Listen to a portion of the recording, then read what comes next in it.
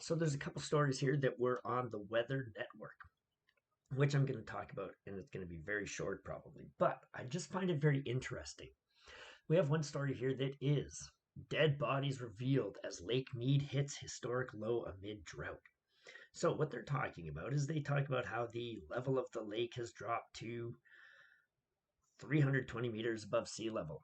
But the interesting thing I find is the very first thing that is written here is the influence of climate change in the extreme drought conditions across the US Southwest is detectable, scientists say.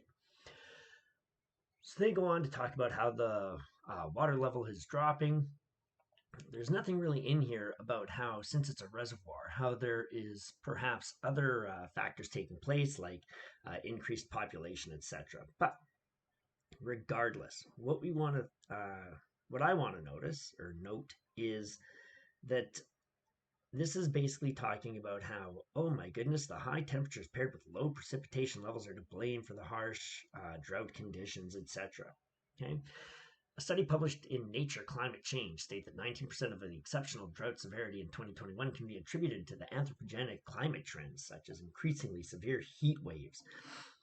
So it also found that 2000 to 2021 was the driest 22-year period since at least the year 800.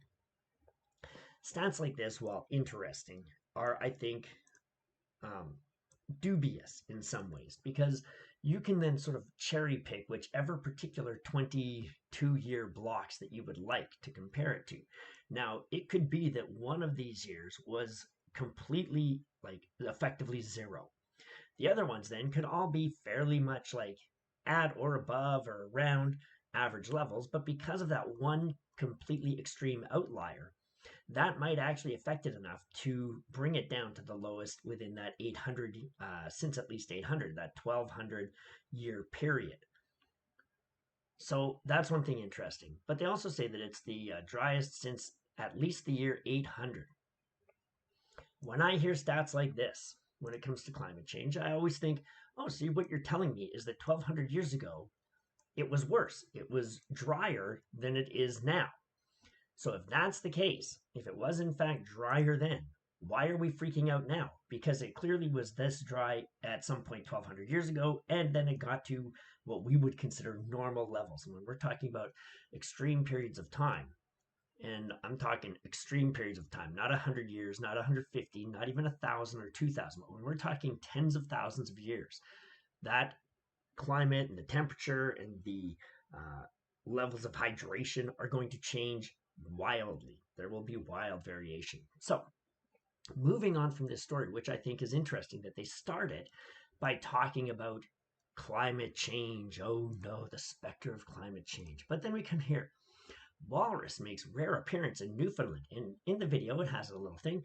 This young Atlantic walrus decided to travel south and sun itself on Middle Cove Beach.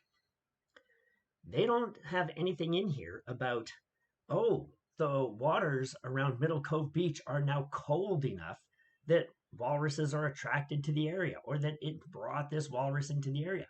I don't know the temperatures of the area. I don't know what the average temperature is and how or if it has changed over time. But it seems to me that one thing that can push the narrative of, oh my goodness, we've got all this warming across the world and we need to cut down on all human caused emissions. Everybody, quick, impose all sorts of taxes and carbon taxes and restrictions on what you can and can't do and what you can and can't use. And oh my God, we've got to stop with the plastic straws, save the world from the plastic straws. Okay, to this one here, which is like, oh, wow, look, walrus. We've seen the walrus in these areas. Normally they're into really, really cold areas, but now it's down here on Middle Cove Beach in Newfoundland.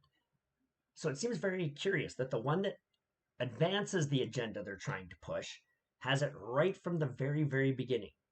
The one that doesn't advance the cause that they're trying to force down upon the general public is nothing. It's crickets as far as why this walrus might have come into waters that normally are not home to these walruses.